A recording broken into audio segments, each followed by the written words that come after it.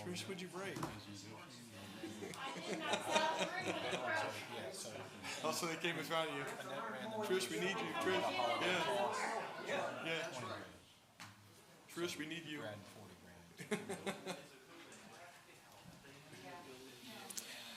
The cost is not. No, but it's something we have to plan. I don't want to turn everything into those terms.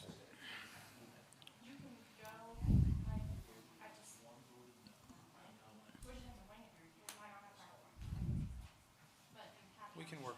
Yeah, we can work from our. Okay. All right, we'll call the meeting to order of the mayor and city council. We appreciate everybody being here. If you'll rise for the invocation by Councilman Holland. Let us pray. Father God, we stand before you on this night. We pray to ask for your presence, that you lead and guide this meeting, and you be with us and bless us with your presence, and bless us with the wisdom, knowledge, and common sense. Help us make smart and wise decisions. We pray, oh Father God, for the people that are attending here tonight, that you bless us with the safety. And Father God, we pray this in your name. Amen. Amen. Please remain standing for the pledge. I pledge allegiance to the flag of the United States of America and to the republic for which it stands, one nation, under God, indivisible, with liberty and justice for all. May you be seated. For those that are watching at home, just know that we're experiencing some technical difficulties that we're trying to work through quickly. So is our voices going across, just not video? Is that correct? We're back online. We're good to go. Okay. All right. Just a reminder, we do have an executive session tonight after this regular meeting. Are there any changes to tonight's agenda? No, sir, there are not. Okay. You've all received our minutes from our last meeting. If there are no questions or comments, I'll accept the motion to approve the minutes. Councilman Holland, Mr. Mayor, I make that motion. Okay. Thank you. Do we have a second? I'll second Councilman McCoy. Councilman Corey, thank you. All those in favor say aye. Aye. Those opposed? Okay, it's unanimous. Okay, correspondence. We do have one piece of correspondence, Mayor. It is from Miss Jerry Thomas, and I'll just read it into the record. She states, Dear Tricia and Mayor Genshaw, congratulations to everyone for a great ribbon-cutting ceremony for the J.B. Robinson Oyster House Park. We, Robin Beard and Jerry Thomas, are the past owners of the wharf property and very proud to see the exceptional completion for the Phase 1 project. We would like to compliment everyone for their hard work to make the Riverwalk and fishing area so spectacular. It is surely an asset to the City of Seaford community. The City of Seaford and Randy Larimore with the Chesapeake Conservancy made this especially memorable day and one that will carry on to be enjoyed by all. Sincerely, Jerry Thomas and Robin Beard. Well, that was an incredible event. I want to thank all of our city employees that helped pull that off to make it, you don't realize the kind of pressure it is when you have all those dignitaries coming in from the state and federal level. And it is a big deal. It was a big deal for that family and for our entire community. So I do want to thank our employees for making that a special event and for the city council that was able to make it.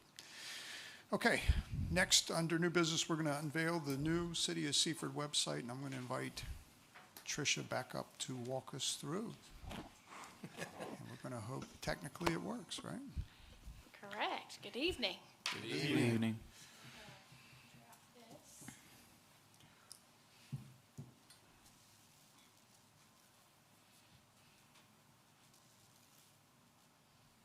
So tonight I'm going to give you a quick high-level overview of the city's new website. We launched this on the 22nd of June. We wanted to get it launched, get it out there to the public, let people basically try to see if there's any flaws, anything we needed to fix before we did a formal presentation to City Council. So I know Sierra's put hundreds of hours into getting this to this point. So as you can see, the very first thing that you get when you get on our page is a scrolling image of what Seaford is and who we are. We really wanted to capture that with the people, the places, those sort of things. So on that home screen, if you scroll down just a little further, we have our traditional welcome, our video tour book that we did several years ago with CGI Communications. That's a partnership with CGI and the U.S. Mayors Association. We renew those every 3 years, and that's not at a cost to the city to do that. And then just down here, this is a very unique feature. We call these the quick links. So most people, these are the things that they're going to want to find pretty quick. Contact us, sending us an email. How do I pay my bill? Just go right there. My utility account, which Janine will be up next to talk to you guys about the new customer portal. FOIA requests, and police, and I believe, and then mayor and council information. And if you just continue to scroll over, we do have employment also. Just continue to scroll over. It's going to scroll through those. But you click on any one of those, and it'll take you to those locations. Just below that is our, it's usually just the top 3, the most recent news, but if you click on the latest news or archived news, you'll get all of our news. Just you can see, as the mayor just referenced with regard to the Oyster House Park, if you just click on it, it's going to bring up a full news page that'll tell you about all of that kind of stuff. So we're excited to be able to have that. That's a different feature than what we had before. I don't know if you remember on our older website, it was a very, very small 3 or 4 words. So it's nice to be able to have that full page dedicated just to the news. And then over here to the right, you have city events, and we're hoping that our community members, community partners will share their events with us as well so that we can put those on there. Kind of scrolls through in a quick caption of what's upcoming, but if you click on it, this actually will probably take me right to that event, but if I click on the calendar itself, should show me, maybe on the wrong page, get back to calendar. It'll show me a full calendar month. And you can see we've got some stuff on there from the library, when city offices are closed, Riverfest was on there. So all of those kinds of things, and we'd love to see this really populated with all things Seaford. So that's pretty much what you're going to find on your homepage. At the top of your homepage, you have your 5 basic topics: government, business, services, experience, Seaford, and how do I.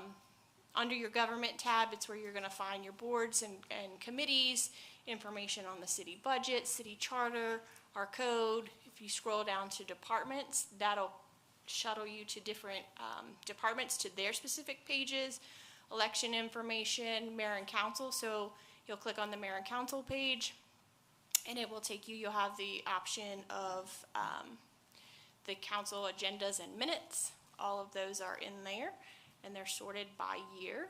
When you click on them, you'll get the PDF and the audio recording of the council meeting. This is under the agendas, but and then let's see what else under here should I show you. Holiday closing. So any citizen needing to know, is the city office closed during this holiday? All of those will be uploaded for the year. Staff directory. So all of the directors, supervisors, mayor and council are listed here as well. We're all listed with quick links under our names. They can click our names, send us an email if they need to get in contact with us from that perspective. Hours of operation. Business is where we have information with regard to bid notices when we put bids out. That's where they go. And then there's the economic development community relations page that has a lot more information once you get there.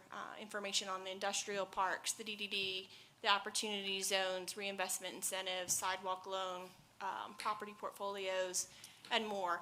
And the good thing with this is, as we see a need for information or something that needs its own dedicated page, we can do it on a fly.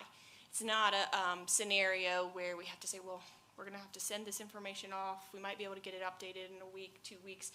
Sometimes that's a little bit too late. Under services, we have police department services. The police department has, if you remember from the old site, didn't really have a whole lot of information. Thanks to Chief, we've been able to get some different things up here.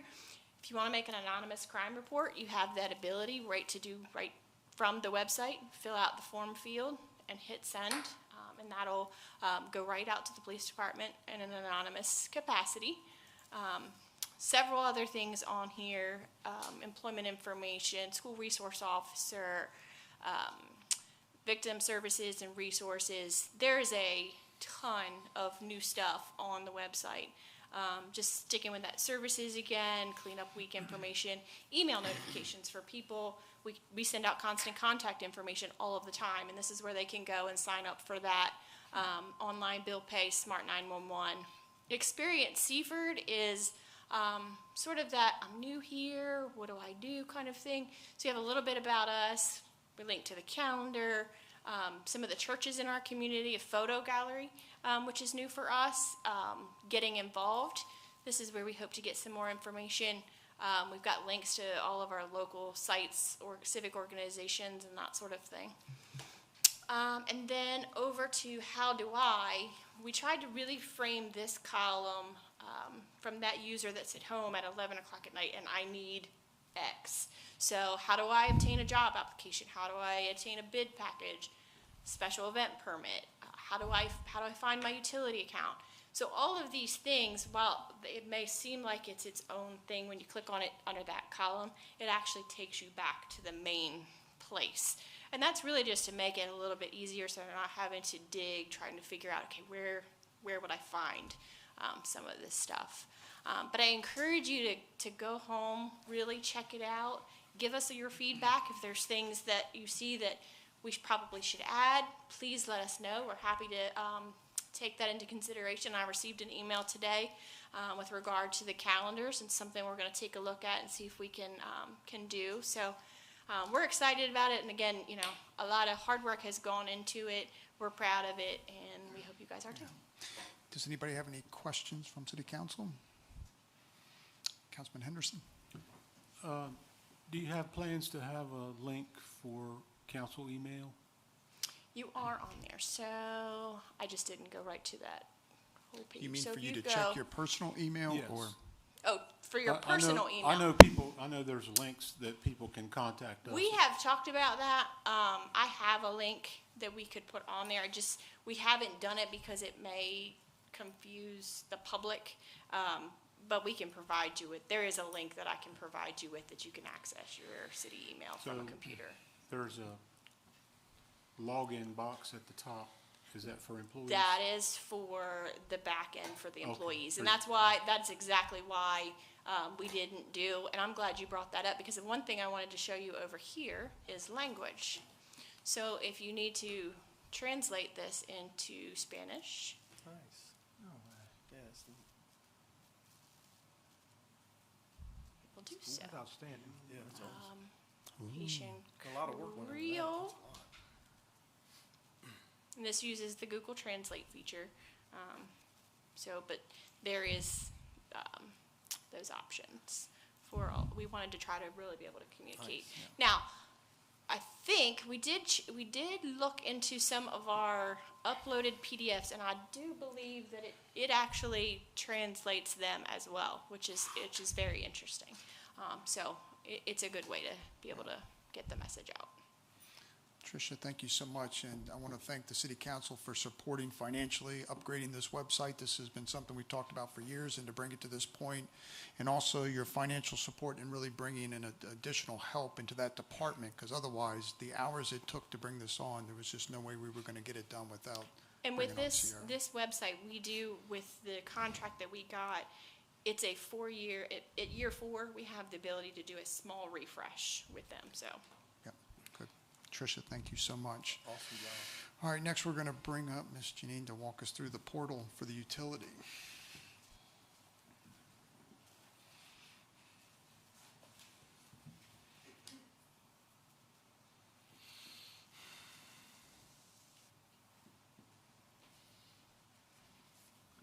Good evening. Good evening. I'm excited to present tonight our CentraView Customer Utility Portal. But before I get started, I'd like to thank the mayor, council, city manager, and city employees for their participation and feedback. We couldn't have done it without you. To access the customer portal, you would need to go to the city website.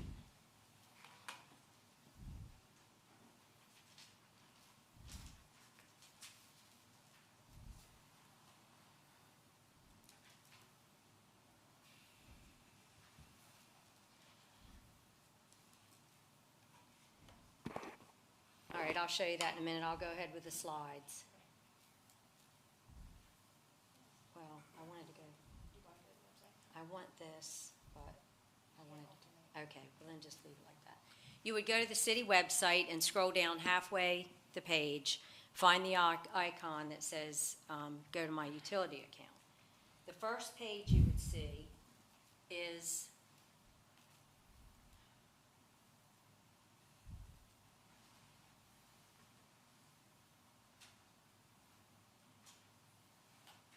all right, I'm off track. It's hard to talk and drive at the same time sometimes. Yes.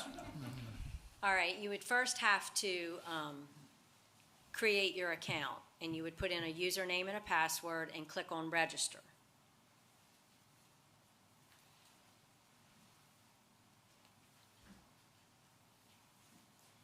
Then, to register your account, you would have to put in your account number as it appears on your bill, the customer name as it appears on the bill, and put in an email address, username, password, re-enter your password, check I'm not a robot if you're not a robot, and register.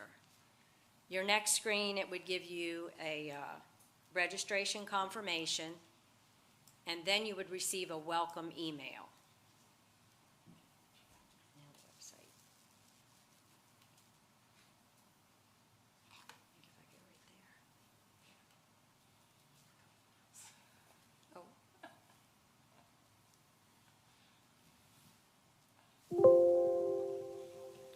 Wow, is that what pops up? That's nice. For being Island. That's your backyard. I wish.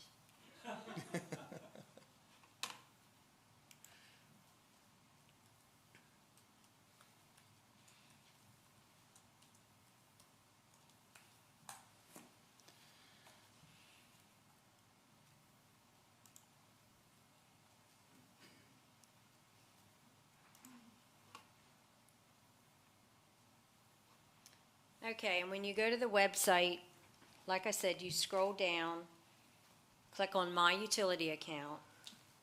If you're accessing the website with your cell phone, you may only see one icon, so you may have to scroll left and right to find it. And that welcomes you to your utility portal. You would click on My Accounts. And I don't have to this evening, but you would have to enter your username and your password. And then you'll see this is an electric account.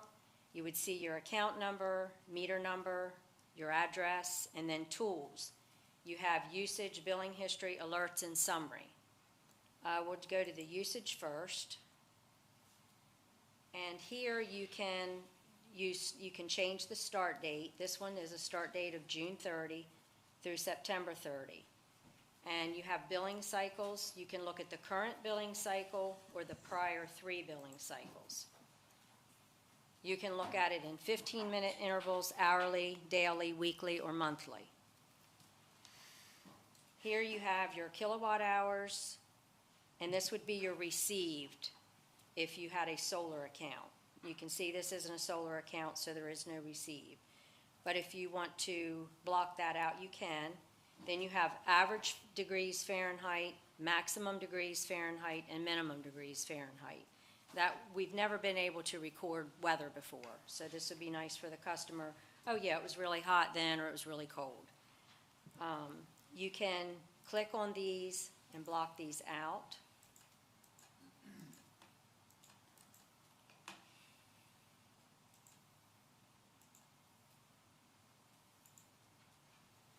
And there you just have the kilowatt hour consumption. There is a chart help, which gives you an explanation how you can widen these. You can zoom in on, say, those 3 days. You can reset your zoom to the top right corner. If you want to go back out of the chart help, just click back on it and it takes it off the screen. You can see up to 36 months of estimated billings and consumptions. And there again, it gives your meter number and your average max and min degrees Fahrenheit. You can download a report to CSV or PDF. And this will give you in a PDF format your read date, your kilowatt hours, and so forth.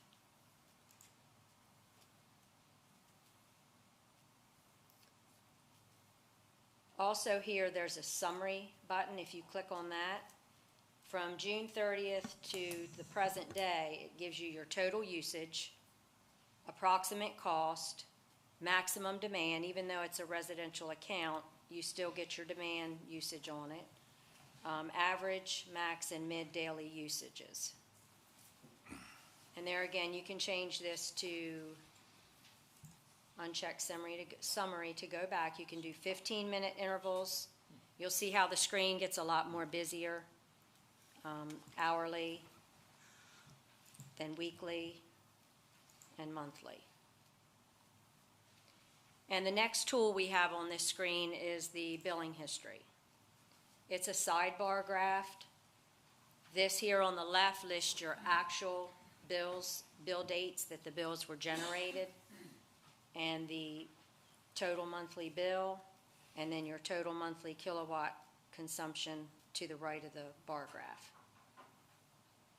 This again, this one would show a maximum of 36 months. Once we get more history, it'll only give you 36 months, not any more than that. The next tool are alerts. For residential accounts, you can have weekly reports sent to you by text or email. You can track your spending. You can have that on and set a budget amount, and then choose a threshold if you want to be notified when you get to 75% of that, and it'll send you an alert. Then for the summary tool, that just gives you a summary of your current cycle billing, your actual to date, and then your estimated, and then your billing history for the past 2 months.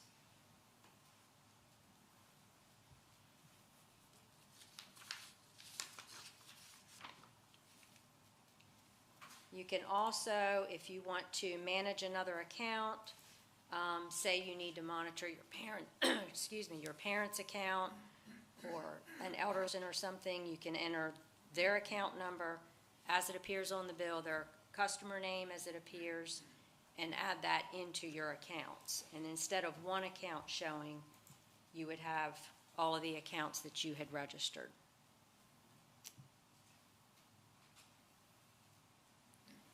The next feature we have is you can export your data. There it'll have your meter number.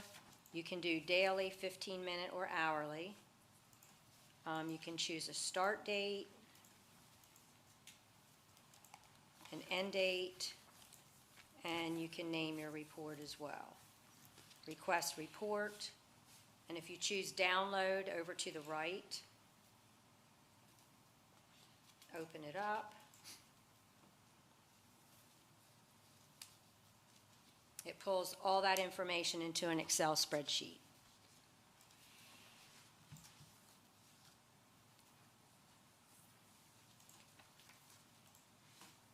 And there again, it has the date, consumption, received if it was a net meter, cost per day, meter number, and then your degrees.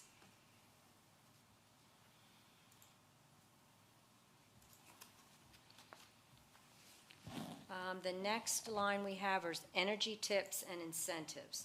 That goes to the DMEC site, Delaware Municipal Electric Corporation. It redirects you there, and there's just a vast amount of information and links regarding energy efficiency programs and incentives.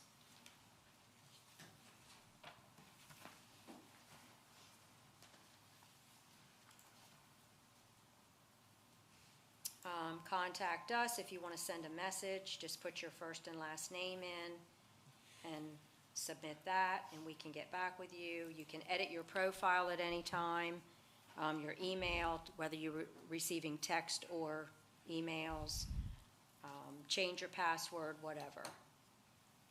And then your last one is you just log out. Our customer service team is trained, and we look forward to assisting the customers with any questions you or they may have. Does anybody from City Council have any questions? Councilman King? Thank you, Mr. Mayor. Two questions. Is there any thought around maybe putting out some talking points or video educating, myself, like as you did tonight in the community, around steps on how to navigate through the system? Yeah, I think Sierra would help me with that. Just a suggestion. I think, No, that's a might be good great to have some suggestion. talking points.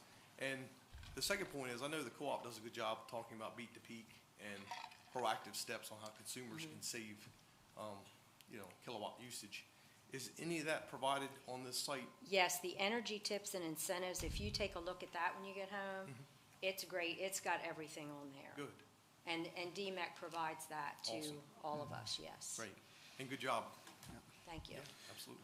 Councilman Henderson? Yeah, I think I've seen some Facebook posts about conserving energy during peak times. Right. Did I see that? And on the constant contact. Right. Also, for those of us who did the beta testing, do I need to create a new account? No, you're good It's to still go. active? They only reset it that one time. Okay. Yep. Yeah. Whatever you created is there. All right, thank you. Uh-huh. Any other questions? One part you did leave out was the alerts, that you can set up budgets and consumption usage if you want to be alerted by text or, it's really pretty dynamic what the site will do to keep you up to date on what you're using. So thank you for all the work you've put into this. It is great. Thank you so much. All right, next we're going to call up Tricia Newcomer to go through the bids to the Western Sussex Business Campus entrance.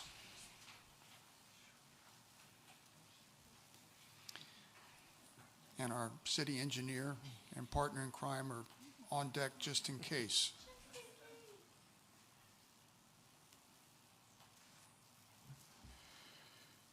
All right, good evening. As the mayor just said, we do have our city engineer, Chris Derbyshire, and Mr. Ben Hearn from GMB, our project engineer, joining us. We put the bids out for, which we refer to as Contract 2, the Del Dot work that needs to be done out on Herring Run Road for the Western Sussex Business Campus. You'll remember we did Contract 1 was Opportunity Drive. We had received 2 bids. The low bidder came in as Georgia Lynch, which is our current contractor for Opportunity Drive, so that's great. The bids came in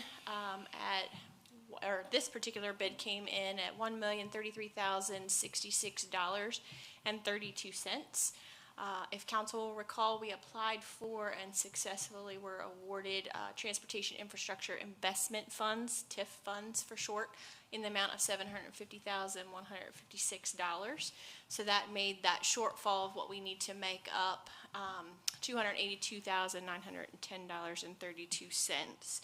So we are recommending that the funds from the city franchise reserve fund be used to make up that $282,000. We receive the franchise fees from Chesapeake Utilities based on customers' gas usage. We receive about $40,000 annually. It's cyclical, obviously, based on time of the year, so certainly in the winter months we'll receive more from them. But we have currently, the balance in that account is $373,058.96. So this will significantly diminish that. It'll leave $90,148.64. But that's what we are recommending to make up this shortfall and get this project underway. Okay, are there any questions on the entrance and frontage road to the Western Sussex Business Campus bid? If not, I'll accept a motion. Mr. Mayor, I'd like to make a motion to award the bid for the Western Sussex Business Campus Del Dot entrance and frontage road improvement project to the low bidder Georgia Lynch Incorporated in the amount of $1,033,066.32 with funding provided by the TIF grant funding and street maintenance reserve funds as presented. Okay, we have a motion. Do we have a second? Councilman King, I'll second that motion. Okay, thank you very much. We'll do a roll call vote. Councilman Santos? Aye. Councilman Henderson? Aye. Councilman Holland? Aye. Councilman McCoy? Aye. Councilman King? Aye. Okay, it's unanimous. Thank you very much. And you're going to do the next I am. presentation as Here well? I am. Yep. Just as we did for Contract 1, we do have, you do have in your packet from GMB the proposal to do the construction administration services for this project as well as part-time inspection services. Those total $52,117. They are doing just that on contract one as well, so this would pretty much mirror that. And again, we are recommending that that $52,000 be taken out of that franchise fee reserve. As you just approved on the first one, that would, if you take this as well, that diminishes that balance to $38,031.64. All right, are there any questions on the construction administration proposal? If not, I'll accept the motion. Mr. Mayor, I'd like to make a motion to approve the construction administration proposal from George, Miles, and Burr for the Western Sussex Business Campus, Del Dot entrance, and frontage road improvement project to include part-time inspection services in the amount of $52,117 with funding provided by street maintenance reserve funds as presented. Okay, we have a motion. Do we have a second? Councilman Holland, Mr. Mayor, I'll second that motion. Okay, thank you very much. We'll do a roll call vote on this as well. Councilman Santos. Aye. Councilman Henderson. Aye. Councilman Holland. Aye. Councilman McCoy. Aye. Councilman King. Aye. Okay, it's unanimous. Thank you Thank you so very much, much. Tricia. All right, the city manager is going to walk us through the proposed changes to the employee handbook. Yes, sir. Thank you, Mayor. In an effort to address some issues with equity between our organization and other organizations, we looked at our holidays, and included in your package is Section 277. It's the holidays observed by the city of Seaford in our employee handbook. You can see there's currently 9 of them. What's proposed there, the red line document, adds Martin Luther King Jr. Day and Juneteenth. If you go in your package, go down in your package, there's actually 2 surveys that have been provided. One, the Director of Finance provided, and it shows, it's very interesting what our peers provide, and it's a long list of cities, state, county, but you'll notice if you look at Seaford, we are the lowest.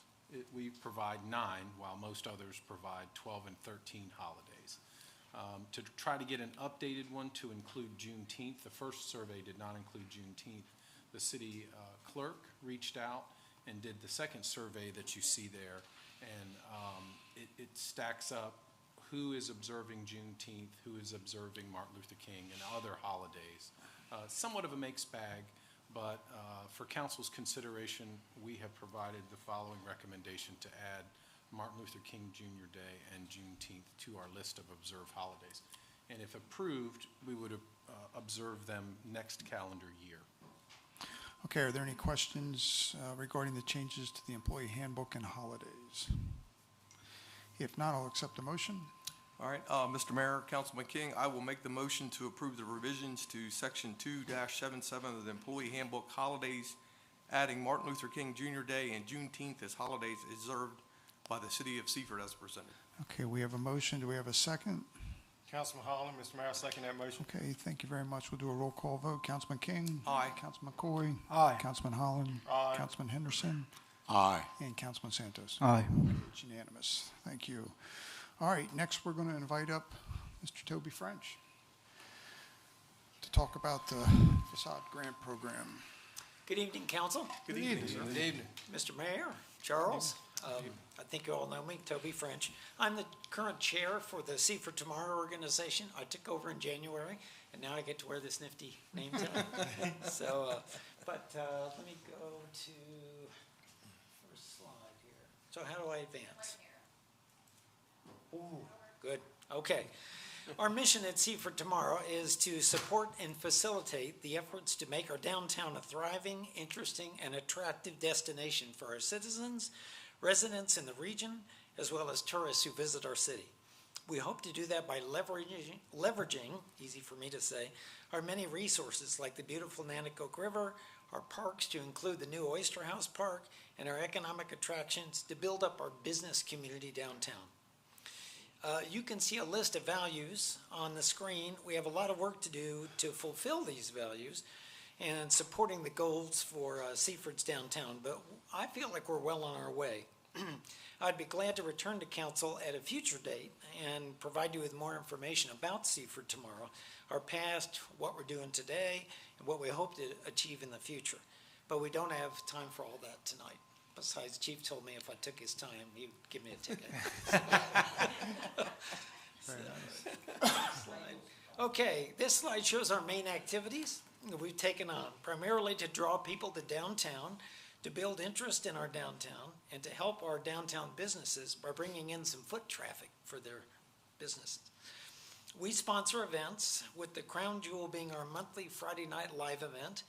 Many of you have attended those and enjoyed the live entertainment and the food trucks, the kids' games, and perhaps purchased a libation from the Seaford Tomorrow Beer and Wine Tent. We also have a spring community yard sale, you can see on there, which was very successful. So we're thinking of adding one in the fall. So the second main pillar at the bottom there for Seaford Tomorrow is our Facade Improvement Grant Program, which supports our downtown businesses with a 50% matching grant for qualifying signs, awnings, or facade upgrades. This program is supported with an annual economic improvement grant from the city of $2,500, and it's been very successful.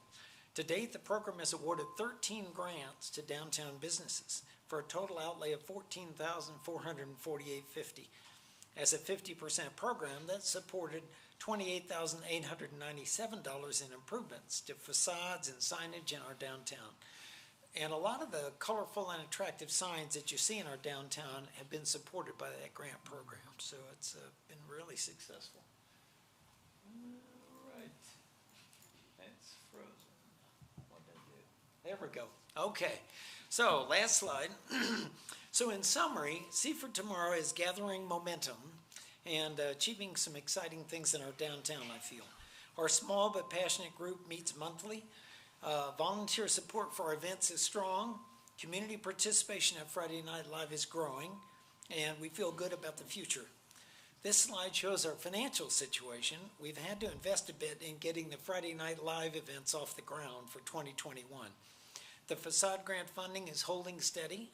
It's in good shape, but we could use some breathing room in our operating funds to give us the flexibility to continue building momentum. So our request to you this evening is to be able to use $1,500 of this year's $2,500 grant from the city for Seaford Tomorrow operating expenses.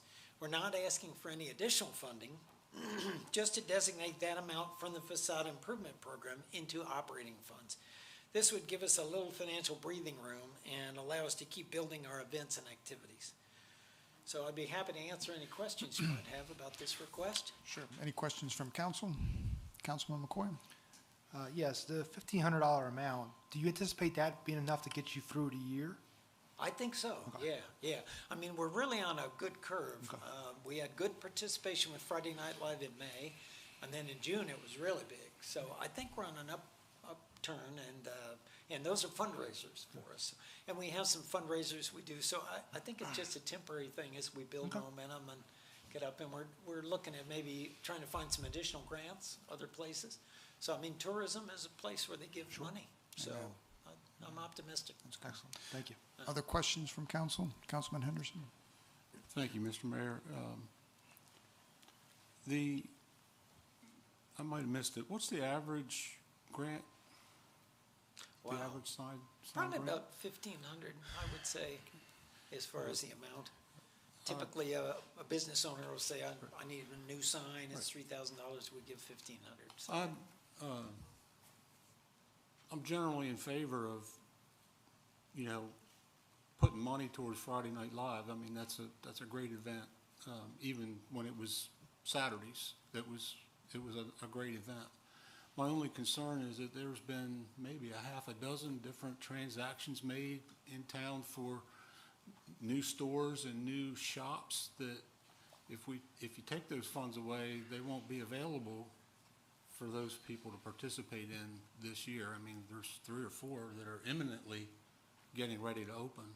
So I just, want you to consider that, because that'll put you down to about $2,200 for a sign grant, and that would be only enough money for maybe 1 or 2 signs. Well, what we're asking for is 1,500 from the 2,500 grant for this year. That would still leave 1,000 added to facade grant funds, which would be Well, 4,777. That's Did I not, not explain that well? that number is not included in the 3777? No, not yet, that, for this year, Oh, New budget year? right? That's money in the bank now. So the grant for this year would plus that up by another 1,000. okay, all right. Okay. So, I mean, we're into the new fiscal year, it's Yes, not sir. been dispersed yet? Not as of yet. No, Okay. we'll do that. All right. Well, that clears it up a little bit, but. Okay, sorry, yeah. Just, you know, I just don't want to,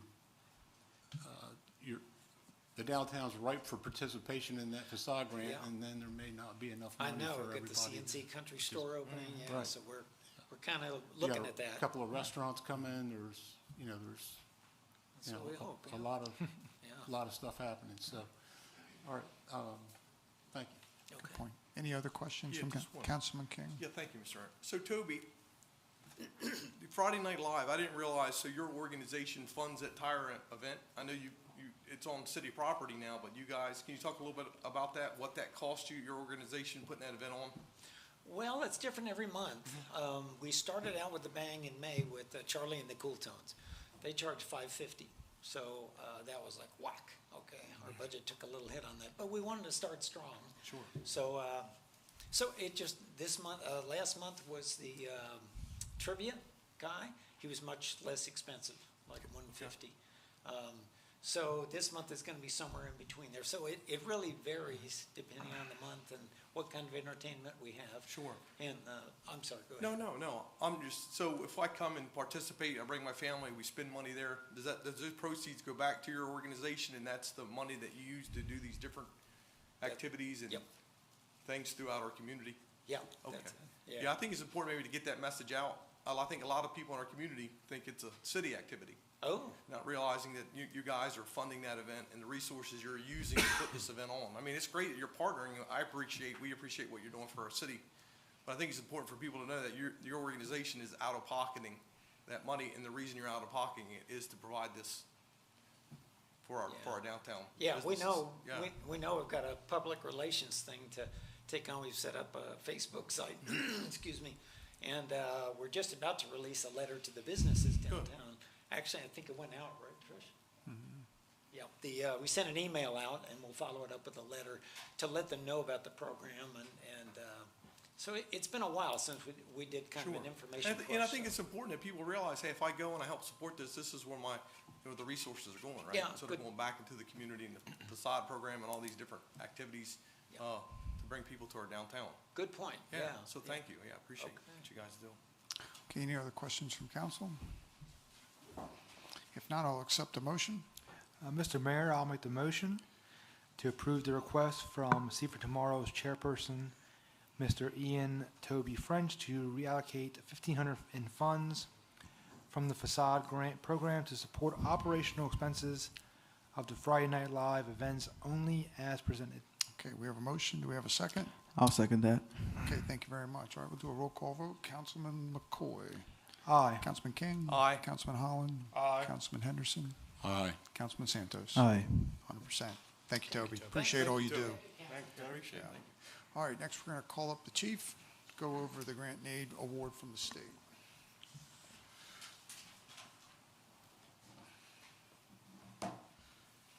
Good evening. Good evening. I've been told I have a 2-minute window, so I better start talking. So thank you for having me here tonight and having me on the agenda for consideration for the grant and aid of the $70,000 from 151st General Assembly. So I have 3 different topics we'll talk about. Briefly, what the grant's for, what the anticipated non-budgeted items may be, because we didn't talk about this for the budget into this fiscal year. This just kind of came up as an opportunity. And then the benefits, and then, of course, any questions or anything that you may have. So the purchase of these electric motorcycles. This is what the motorcycles look like. Of course, ours would be black to match our current fleet. These are approximately half, maybe a little less than half that of a gas motorbike that you see, traditional gas-powered motorcycles. They're extremely nimble. They go up to about 102 top-end speed, of course. And these particular bikes, they're quiet, zero emissions and things of that nature. They certainly meet the narrative today with the electric vehicles. the Tesla charging stations coming in at Wawa and downtown Seaford, and the electric bikes that you see all over town now. The three topics, like I said, we were going to cover is the non-budgeted items and a little brief history of what we just spoke about. So here they are. This would be model year 2022s. They're DSRPs, and what that means is it's dual sport. Now, these have three settings on them.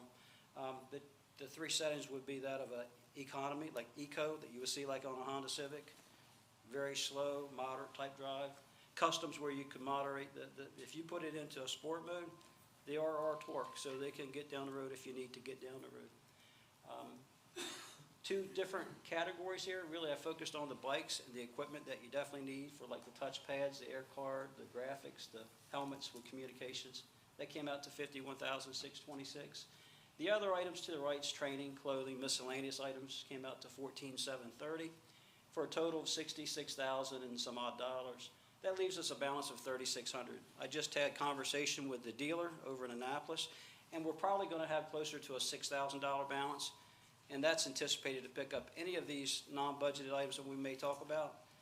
This money can go towards picking up the covers of that. I even believe it would pick up any additional coverage for insurance and things because it's a pilot program. And any training or ongoing training until that funding is exhausted. So that's what we have there. These are the things for the non-budgeted expenses. So you're always going to have brakes and rotors and tires and things of that nature. And I broke it down by the mileage based on the conversation I had with the distributor and also online with the information from other departments. So as you can see, two of them would run you about $2,300 over those different periods of time, 6,000 to 10,000 miles, 15 to 20. We wouldn't anticipate probably having to spend that money, but every 2 years maybe. Other than the training, once you do the training, there's a significant amount of braking and things, so you'd have to replace those, and that's budgeted. So actually, when you look at the cost of the Tahoes, if you were to ride these for a shift, you'd probably save about $30 per shift on average because of the fuel alone, not to mention the brakes and the tires and the rotors and the things on those vehicles as well. So these should sustain themselves. It actually should save us money, quite frankly, even when we have to do the services for the bikes. They're more expensive to buy than gas bikes. Fortunately, the grant will cover that. I broke it down. It's a 40-hour course versus an 80-hour, so we would have to train folks for 1 week and then 1 day a year. And it doesn't require any manpower loss at all during a shift like some of the things we talked about with the K-9 program. And so when we look at this, typically what we do for training, we adjust their work schedule. They have a 2-week period of time, so we'd give them off different days, have different coverages. It's not, it wouldn't be unexpected to have some AT time associated with it. So generally it's neutral. University of Delaware have 2 instructors. We could bring them down, or we could send our guys up there. And I've allocated twice as much money in there for the training, just in case we have to bring in an instructor and things of that nature. The goal would be to get 2 of our own certified instructors. We would handle our own in-house training to certify our own guys and do our own training at no additional costs throughout the years. Kind of like what Dover PD does with the big gas bikes. There's a big difference in the training force for these versus the gas bikes. You don't lay them down and all these types of things. Much more control, much more agile than a heavy gas-powered Harley. And of course the insurance, and I didn't know what the cost would be. I just kind of allocated something. And the problem we have right now when we asked for a quote was that the insurance fleet program is due to be reevaluated in September. They could only throw some arbitrary numbers out there which were, quite frankly, were unrealistic. And that's what they said. There's no way because the premium goes up every year regardless.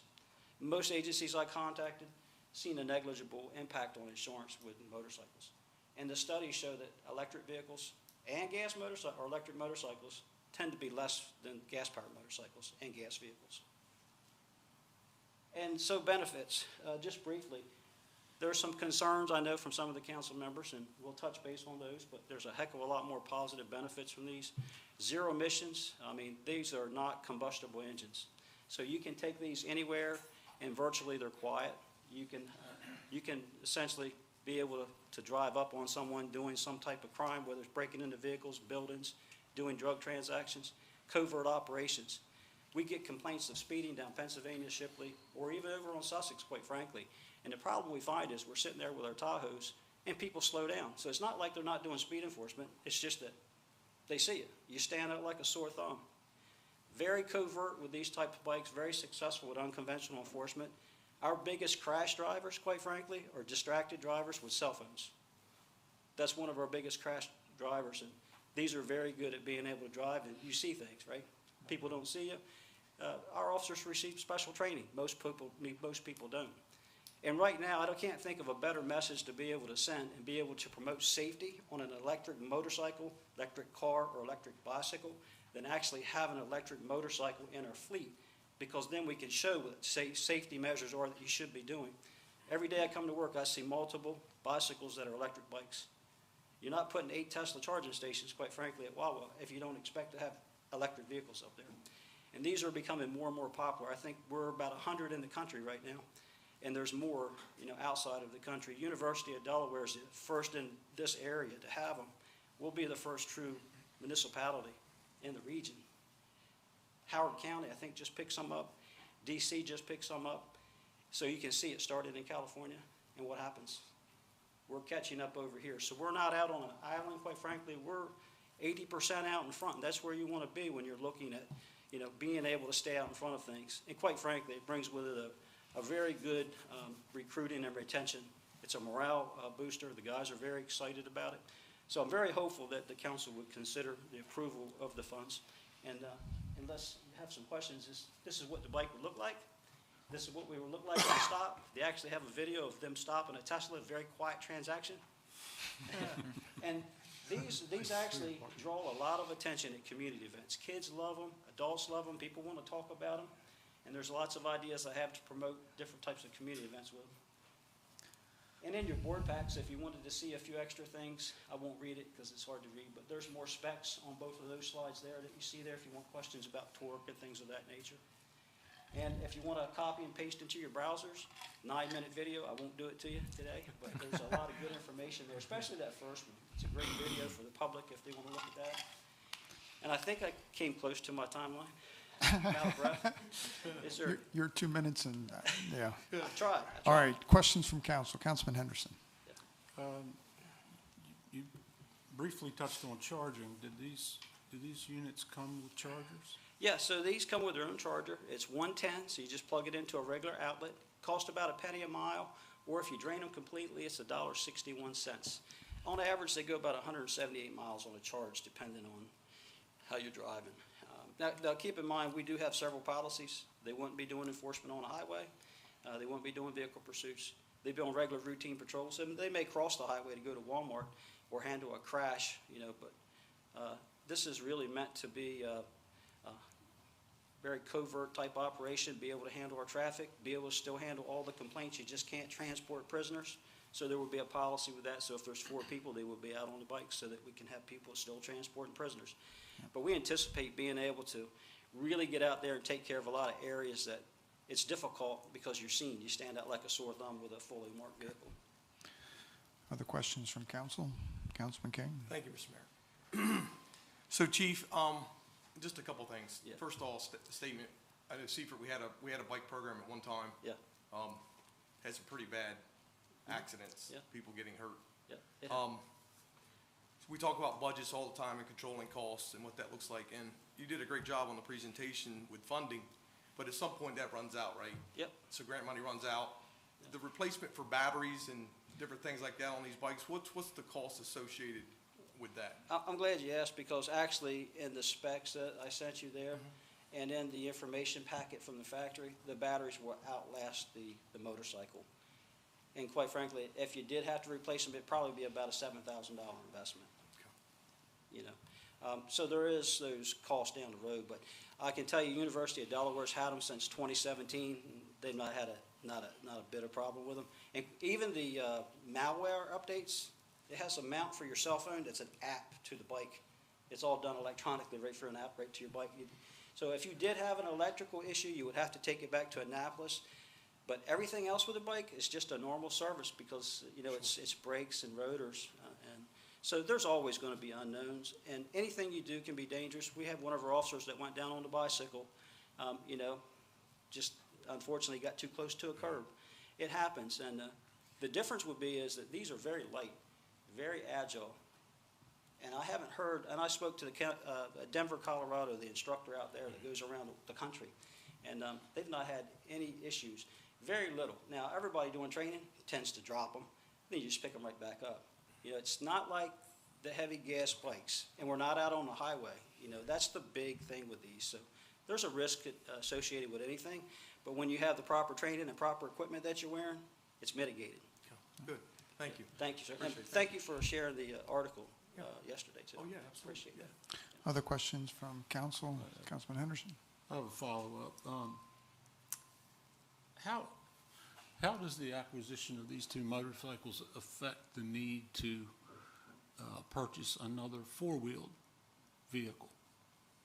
How does it affect it? This is just to augment our patrol. It's not to replace a vehicle by no means. I mean, you got too many factors. You're not going to ride them at nighttime by policy. You're not going to ride them in inclement weather by policy. It's going to be limited, you know, so it can't replace the need for our patrol vehicles. It's going to augment and save that. Maintenance is the goal, and also to improve our type of enforcement and interaction with the community that we do. But you'll ultimately drive those vehicles less. That's the goal. The goal is to drive them less, so less fuel. I mean, it takes about anywhere from a quarter to a half on a good or bad day of a tank on a 12-hour shift. And on a 12-hour shift with that, you're spending $1 something, $62.61 versus $37. Well, let's say $20 to $40. It kind of gives you an idea. Plus the braking and that type of stuff that goes associated with it. So they should save us money while we improve morale, improve community engagement, and improve our traffic enforcement. That's really, you know, and being out in front of a lot of other departments, and hopefully we can maybe cause a movement and do a lot of safety videos. My goal would be able to put on some safety videos. I don't know if you remember, I do when Seaford PD, because they used to have some of the best riders I saw, quite frankly, do the courses out there at Seaford Night Out. And I would like to start to see something like that again, quite frankly. Engage the community. I don't talk about here, but I got some ideas. Other questions from council? Councilman Santos? Yeah. First of all, I want to say, you know, I've looked at these the specs, and you know, these are incredible machines. But you know, we spoke. Sure. My concern is the safety portion. You know, I did. You know, whenever I had to make decisions, I use, you know, thinking models for different things. And you know, these, you know, one of them is the SWOT analysis. This has a lot of strengths. This has a lot of opportunities. Very little weaknesses. Like I said, these are incredible machines, but the threats portion is, you know, the risk of injury or death, you know, to the police officer, or if they strike someone else because they're crossing the road and they don't hear something. And I know that these trainings, that there's going to be training involved, but you know, that would only get you so far. There, you know, I drive a little car, a little Miata, and I'm always trying to drive carefully, but I'm always having to, you know, look over my shoulder, and I've been driven off the road a few times because, you know, people don't see me. And you know, right now you just mentioned that you guys would like to make these, paint them black, which I think that, you know, that makes it even more dangerous. You know, whenever we talk, you said that they were only going to be used in back roads, and not back roads, but you know, they're in streets like 15 miles per hour, 25 miles per hour, not you know, those kinds of streets, not so much in the highway. But these are very, very light machines, and if someone were to strike this motorcycle, you know, going at 25 miles per hour, that person, the officer, would become a projectile. They can land 20, 30 feet away. And, you know, I was, you know, I didn't have much time to think about this. This came, you know, on my iPad last week. But during the time that I did have time to think about it, I talked to a lot of other people that, in my opinion, are a little bit smarter than me. They, you know, the physicists, engineers, doctors, you know, and they were telling me that these were incredibly dangerous, you know, from the stuff that they've seen. So, you know, that's, I support the police. I really do. Appreciate it. You know, and right now I'm just, you know, feel like I'm might be the bad guy because, but really I'm just looking out for the safety of the police officers. You guys already have a very dangerous job. And, I feel like this is an amazing opportunity, but also a very dangerous opportunity. It makes your guys' jobs a little bit more dangerous. I want you guys to get home safe and sound to your homes and family. And it's a little bit of concern to me. So, that's just what, I appreciate your comment, and obviously you're the council, and you can make the decision that you feel is best for the city. I will say that I've driven motorcycles for nearly 40 years. I've driven light motorcycles, medium-sized motorcycles, and my last one was an Ultra Classic Harley-Davidson. And it's all in the driver. It's in the training. It's in the experience. These are operators that would not be just coming in with no license, no experience driving these things. And quite frankly, I get it. If you've never driven one, I'm going to assume you never have had a license and never driven a motorcycle, probably. I have not. That makes sense. I mean, because I understand why you feel the way you do. It would be our job to educate the community to help make them safer. And certainly our officers would get the training that they need to be as safe as possible. So I appreciate you speaking up and speaking your concern.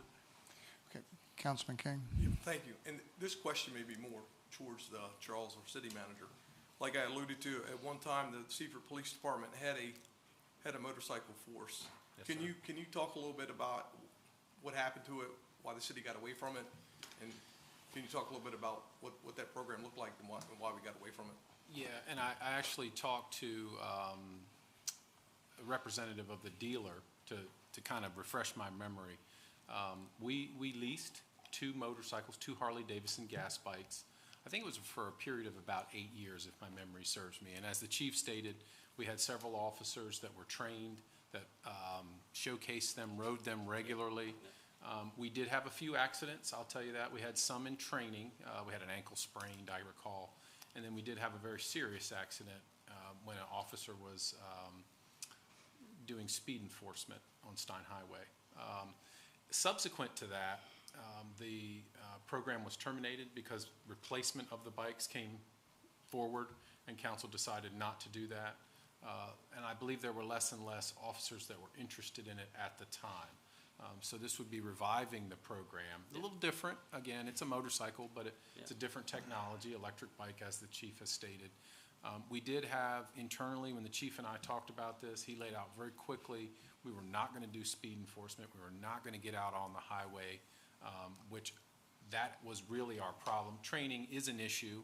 Like the chief said, sometimes they stress the bikes or run them to their limits. So you can anticipate some issues there in a controlled environment. Yeah. But, once he shared with the police commissioner and myself, his intention was not to use those in these risky scenarios. To me, that signaled a much different program here. Okay. Awesome. Thank you. Thank you. Any other questions from council? one more. Councilman Santos. There's no way to, instead of using these funds for an electric motorcycle, for us to get a Tesla, is there?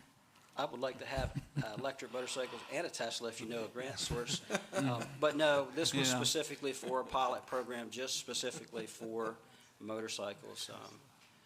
So I mean, we can't change it midstream, unfortunately. The governor's already signed it. I mean, quite frankly, I think it's extremely, you got to think, this really took wings from like June 2nd or 3rd till the June 30th, and it went through, breezed through the Senate, breezed through the House, had full support of both House and Senate, and the governor signed it. And it really truly goes with the narrative across the country right now for being green, and also for millions of dollars being spent on DART buses to convert them to electric. So you're talking about an awful lot of equipment: fire trucks, DART buses, bicycles, cars, motorcycles, all whisper quiet. If we don't take the lead in something like this, then quite frankly, you take the back seat. So we have an opportunity, I'll just put it like that, to get out in front. Any other questions from council? If not, I'll accept a motion. Councilman Henderson. Mr. Mayor, I'd like to make the motion to accept the grant and aid award from the state of Delaware, House Bill 265 of $70,000 for the pilot program to obtain 2 all-electric motorcycles as presented. Okay, we have a motion. Do we have a second? Councilman King, I'll second that motion. Okay, thank you. We'll do a roll call vote. Councilman Henderson? Aye. Councilman Santos? No. Councilman Holland. Aye. Councilman McCoy. Aye. Councilman King. Aye. All right, Chief, thank you very much. And you're going to present the JAG grant as well, correct? Yes, sir. Okay, Thank you all for your comments and for approving that. So the JAG grant, this year's JAG grant is a little different. This year we went back to Laurel, Milford, and Seaford. It's a combined grant. City of Seaford's portion is $12,704. We have some needs that I've listed in here for in-car radio, portable radio microphones, portable Motorola cases, also some batteries for all of our portable radios, a firewall for our new command post that should be done sometime in September, and we also needed an Adobe Acrobat Pro for another license for accreditation. All of that came up to just over the allotted grant amount, which they want you to be a little over rather than under. So we're asking for council's approval to approve those items from the multi-jurisdictional grant, and we just needed it on record. All right, are there any questions in regards to the JAG grant and to purchase those items listed by the chief? If not, I'll accept a motion. Councilman Henderson, Mr. Mayor, I make the motion to approve the application for funding related to the 2021 Edward Byrne Memorial Justice Assistance Grant, or JAG, to the U.S. Department of Justice for the purchase of in-car radios, in-car printers, portable radio batteries, radio microphones, and radio holders for the Seaford Police Department in the amount of $12,704 as presented. Okay, we have a motion. Do we have a second? I'll second that. Okay, thank you very much. Do a roll call vote. Councilman Henderson. Aye. Councilman Santos. Aye. Councilman Holland. Aye. Councilman McCoy. Aye. Councilman King. Aye. Unanimous, you very Chief. much. Thank you Thank so you, much, Chief. Chief. Well done. All right, next we are seeking the approval to remove Miss Cynthia Cummings and Miss Stacy Spicer from the Board of Elections. Are you coming up, Tracy, to walk us through a little bit of that? Our City Clerk of the Year, Tracy Torber. Good evening. Good evening. Our charter change was successfully approved effective June 30th. With that change, it reduces our numbers for the Board of Elections from 5 qualified electors to 3 qualified electors. So tonight, we are requesting to remove Ms. Cynthia Cummings and Ms. Stacy Spicer from the Board of Elections. They both have been contacted and explain the reasonings of this. All right, are there any questions in regards to this? If not, I'll accept the motion. Mr. Mayor, I'd like to make a motion to approve the application for funding related to the 2021. Next one down. So sorry. I'll restart. Mr. Mayor, I'd like to make a motion to approve the removal of Mrs. Cynthia Cummins and Mrs. Stacy Spicer from the Board of Elections for the April 17, 2021 municipal election as presented. Okay, we have a motion. Do we have a second? Councilman Holland, I'll second that motion. Okay, we'll do a roll call vote on that. Councilman Santos. Aye. Councilman Henderson.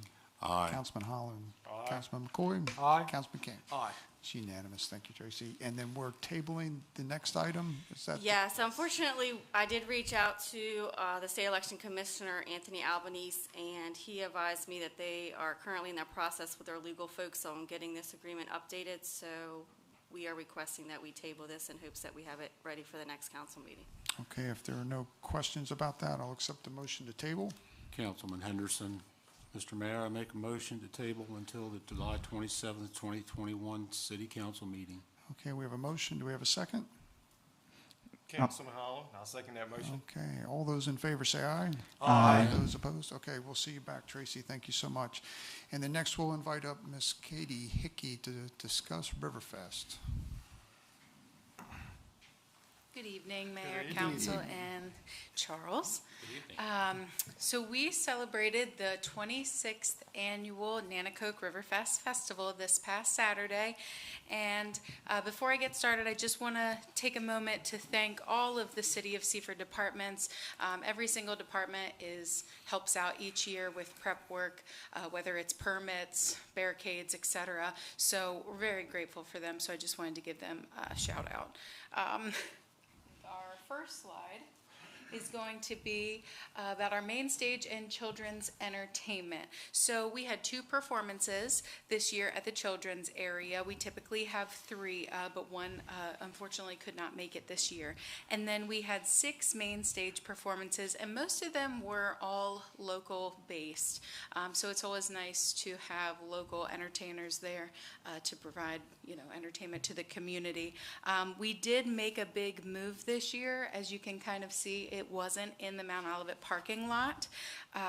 We moved it to the new grass lot that the city purchased, and we got a lot of positive feedback from that move. So that was, you never know what's going to happen when you make a big change. So the positive feedback was very well received. Our next slide just talks briefly, or shows briefly, about our vendors and our car show. So we moved a lot of things with the layout this year. If you guys attended, you kind of saw that. Our car show moved from the west end of High Street to Market Street, and overall the location was good. I think we may need a few logistical changes for next year, but overall I received some positive feedback from some of the attendees, and we had a really good turnout this year. So with a new person in charge, that's always nice to see as well. And then before I move on, I just want to say we had a different change. We had a food court style, so we still utilized the Mount Olivet parking lot. We just placed all of our food vendors kind of in a big food court with a tent in the center. And I was a little hesitant about this just because I wasn't sure how some of our long-term vendors would see that change and feel about that change. But I did speak to some of them, and generally it was well received. I think they liked the opportunity that all of the food was in one set location.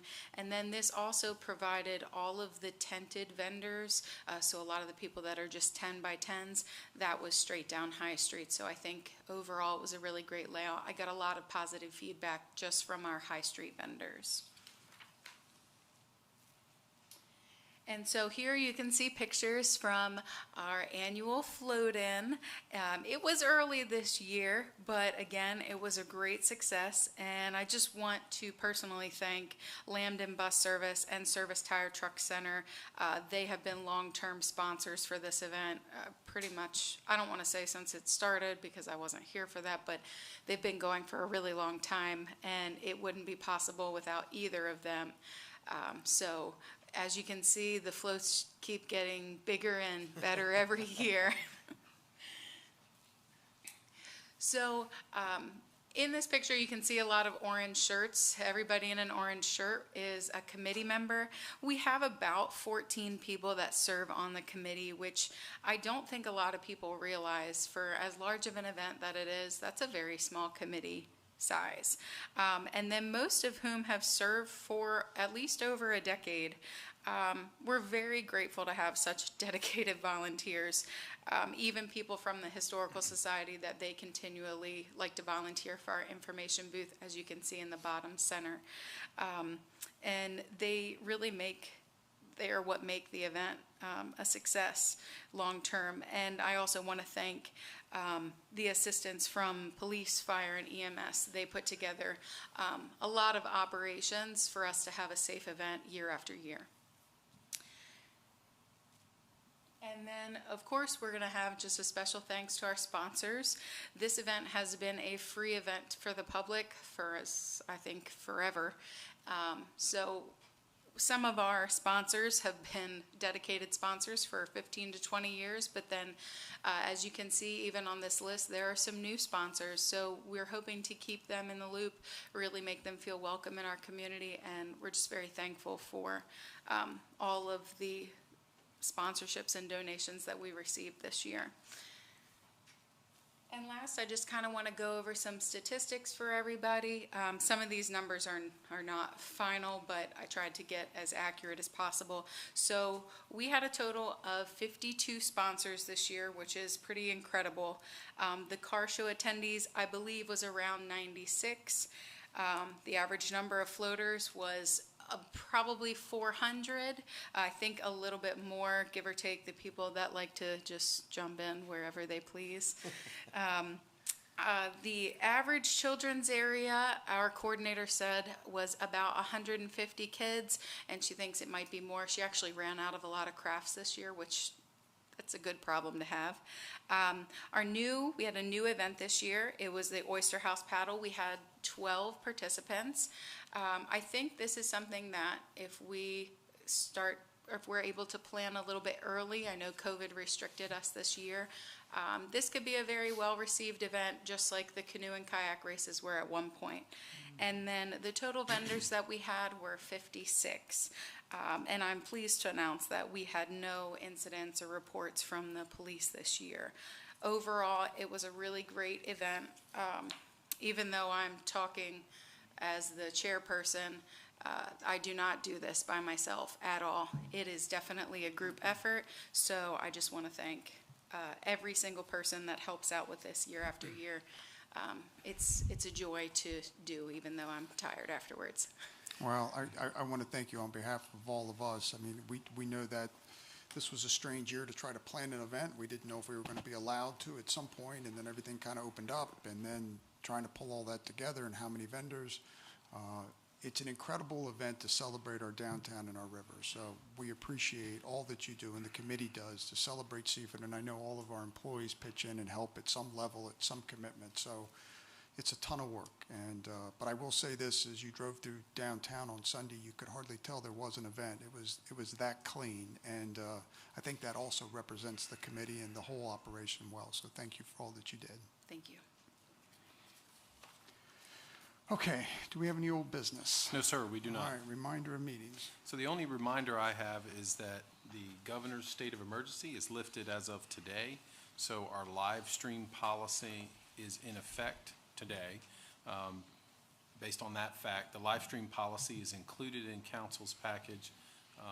But basically here forward, the only meetings we will live stream will be council meetings. The other committee meetings and those will not be live streamed unless the mayor requests that we do so. Just wanted to make council aware of that policy implementation. All right, we'll start off with committee reports, administration, IT. Councilman Santos. Thank you, Mr. Mayor. My report has been submitted in its entirety. The following meetings were attended. The meetings with the Martin Farms, they attended the Martin Farms public meeting, the quarterly golf course meeting with Atkins Management. I was told that the revenues are up. They attended the comprehensive plan meeting with the State of Office Planning. Denny Shorts had a coffee meeting, and we also met with a property owner on Riverside Drive regarding a potential annexation and utility service. We attended a meeting regarding a HUD-led abatement grant. I believe we're passing up on this grant in the hopes that Sussex County can take it. They're better suited to handle this type of business. They met with two contractors regarding the painting of the GMB building. They've completed upgrading the virtual machines, Windows versions. They ran the line at the police department for the interview room and the body-worn camera accent installation. They've removed snapshots to relocate the VNX storage, which should, prevent it from lagging. They've okay. We are still in negotiation with the Teamsters. We are heading towards mediation, and we are preparing the fiscal year 2020. We are preparing for the fiscal year 2021 audit, and all other business is routine. Okay, thank you very much. Next, we have Police and Fire. Councilman Henderson. Thank you, Mr. Mayor. There's a comprehensive report that's been included online and as well as in your packets, but I'll just hit some of the highlights. In the Seaford Volunteer Fire Department, Chief Wilson reports that there are 468 calls to date as of yesterday at 0900. That leaves us with an average of 2.7 calls per day for the year. There are a total of 24 calls for the month of July so far. In EMS, there are 1,975 calls to date, for an average of 11.8 calls per day for the year. And there have been 119 calls in the month of July so far. So that brings us to a total calls out of the department for 2443 for 2021 so far, and an average of 14.2 calls per day for the year. One significant call, there on July 5th, there was a call out of the city, which was a motor vehicle crash in which two occupants of the vehicle were extricated and transported to Nanticoke. Under apparatus, all volunteer fire department apparatus is currently in service. Under EMS, ambulance C87 is experiencing some internet issues, but it should be repaired as of today. It did not get repaired, so repairs are imminent. New ambulance B87 is still on target for end of July completion and delivery shortly after that. There are 2 job postings out for part-time EMTs. The supply of EMTs statewide is very short and puts the department into some staffing issues.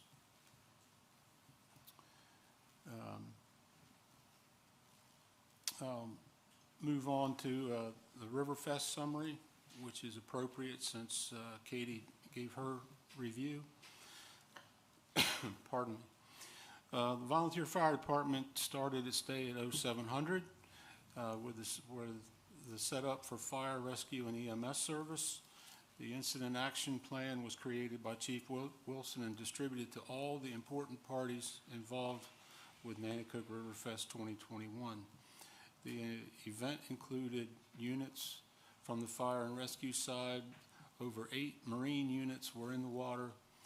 3 mobile ATVs were in service.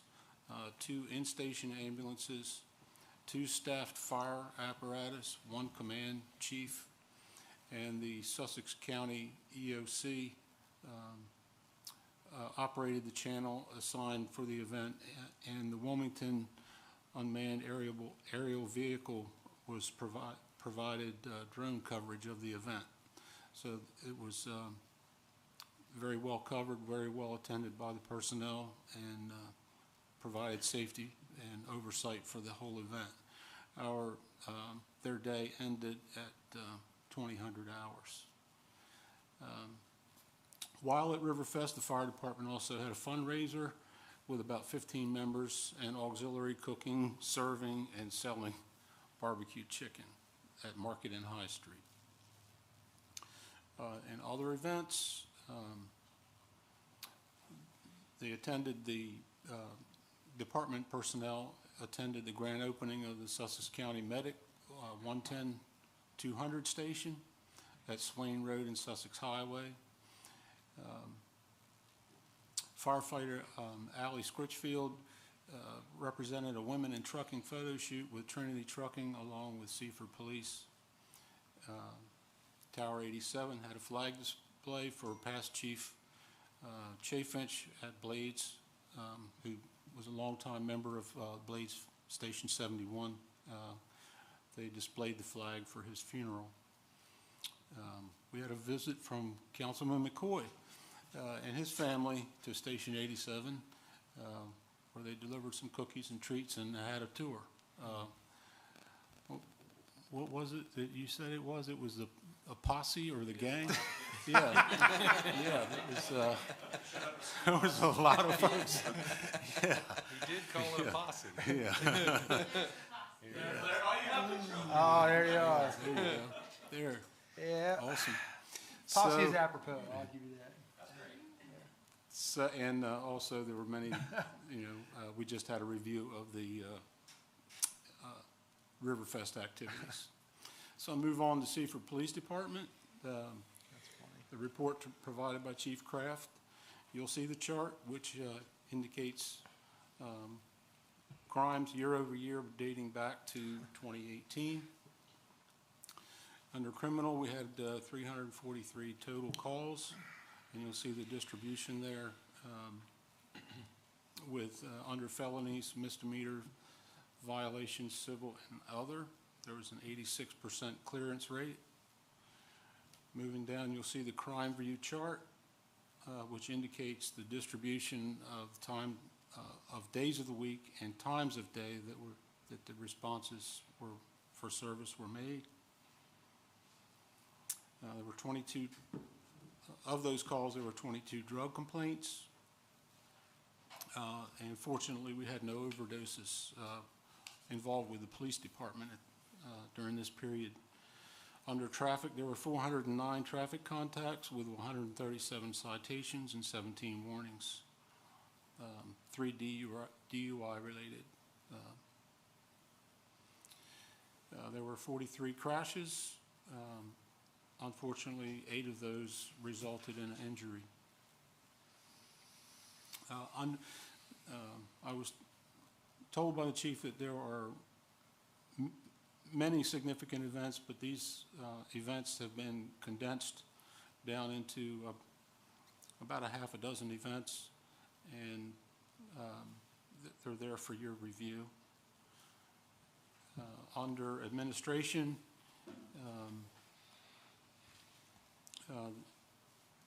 the chief had attended staff liaison and council meetings as scheduled. He attended a Middleford Bridge construction, or is that pre-construction meeting? I think it's pre-construction. Pre-construction meeting. He attended a unified Seaford meeting, the Sussex County EMS grand opening, a meeting with the Planned Parenthood demonstration coordinators, and he attended the Oyster House ribbon cutting along with bike and patrol officers on July 1st. There are some other events, and I'll say that along with Allie Scritchfield from the fire department, Seaford Police Department officer Sergeant Valerie Horn also attended the Women in Trucking event at Trinity Logistics. The Citizens Police Academy is completed its 4th week, and we got 2 more sessions to go. Is that correct? Yes. And I'll explain the mission. Our purpose and mission is to foster a better understanding between citizens and law enforcement, as well as provide a greater insight into police practices and service through education and conversation. Also, I'd like to give a shout out to Pastor Isaac Ross for his induction as an honorary troop commander, which Mayor Genshaw and the chief attended on July 1st. And I was really quite impressed to see the number of administrative officers and patrol officers who attended Riverfest. And I just wanted to explain that every officer you saw at Riverfest was actually not on duty. There was a full complement of shift that covered the rest of the city during that time. So that meant that at least there were at least 12 to 13 officers out during the day, and the rest of the city was covered without any loss of coverage. So I want to thank those folks who showed up for that. Under training, the annual sexual harassment training is ongoing, and Deputy Chief Rappa attended the Advanced Internal Affairs Investigations training. And before I wrap up, I would like to convey some sad news. Seaford Fire Department lost longtime member Joe Toon, and I don't believe that arrangements have been set yet, but we would like to send condolences to the family and friends for this loss. So that concludes my report. Thank you.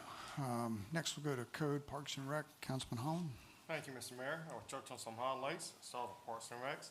Nanticoke fence completed the fence at Sports Complex, and we have some photos to show you. Show how nice it looked. They didn't get loaded. Okay. Sorry, they didn't get loaded. Can we move on? We do have Okay. Bobby passed a pesticide applicator's license for our ornamental plants and turf. And Parks and Rec assisted with setup and breakdown the Archer House ribbon cutting.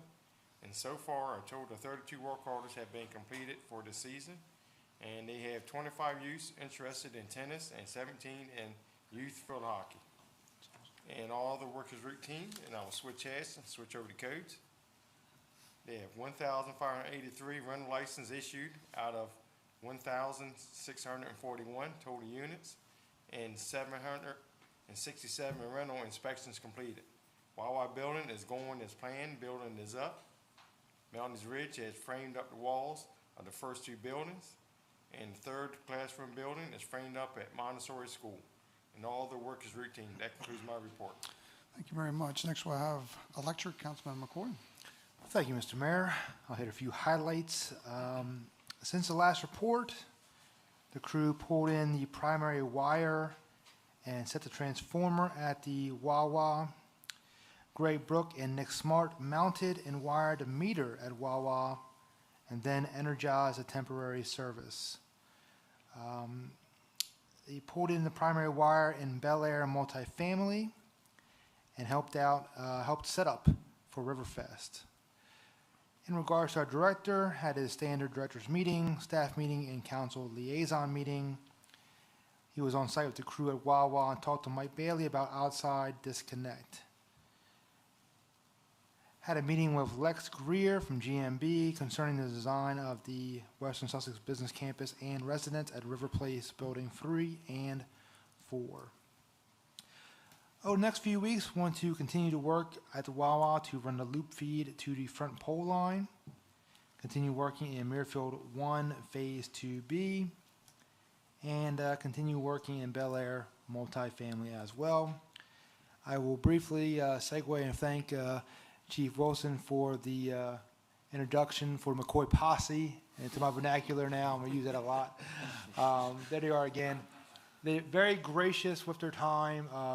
The volunteers took the kids, as you can see, made the kids' week. It was a give back week where the kids went to the hospital, went to visit our firefighters to let them know how we feel about them. And Chief, if you're still hanging around the station in about 15 years, if you got some more recruits coming your way. So. And that's my report. Thank you very much. And finally, we have Public Works Wastewater Treatment. Councilman King. Thank you, Mr. Mayor. My report has been submitted in its entirety. I'm just going to go over some of the high-value activities that's going on throughout our community. The team has been working extremely hard, short staff, and got people on vacation, but are still getting it done. They were painting curbs, but that's come to a halt. They're actually having problems getting paint. So until that gets resolved, the painting of the curbs has been put on hold. The Montessori School Interest Project is still ongoing. It's going well. The team's out taking care of the grass and spraying weeds and working on meters and fixing signs. The team spent some time, and I thought they did a really good job on South Cannon in preparation for the Oyster Park ceremony. They were out filling the ruts and got that all cleaned up. They had to dig up West Seaford service to get the size of the pipe. And as everyone alluded to, they just really partnered to help set up and tear down Riverfest. I agree with you. I rode through Sunday morning, and it's like it never happened. So everyone did a really good job with that. I'll jump over to the wastewater treatment facility and compost. They are receiving all flow from Bridgeville and Greenwood. Things are going well. Plant performance remains very good. Membrane replacement is complete. Sludge to the county is going well, and there is compost for sale. Some of the things that they will be working on over the next 2 weeks, Public Works will repair a water leak on Canning near High. They have to work on a cut-in valve to West Seaford Elementary School. And of course, the replacement and clean out on the fire hydrants and smoke testing is ongoing. And with that, Mr. Mayor, that concludes my report. Thank you very much. Again, just want to thank our city employees, back-to-back big events with the Oyster House and the Riverfest. That's a lot of man-hours to get our city looking tip-top shape to impress the people that came. So thank you to everybody. With that, I'll accept the motion to go into, Could I ask a question real quick? yes, sir. I was noting in Councilman King's report that we have compost to sell, but we're sending sludge to the county. Is that inventory Yeah. going down? I mean, Yes, sir. there won't, at some point, we won't be in this compost business. Yes, sir, that is Right. correct. Yeah, get it while you can, as they would say. But yeah, our stock, is, we're using our stock. Yep. Thank you. That compost is hot. It is, very, literally. It's literally hot. Here all week. Come and see us again. With that, I'll accept the motion to go into executive So session. moved. Thank you. Do I have a second? I'll second that. Thank you. All those in favor say aye. Aye. Opposed, case unanimous. Thank you. Good night.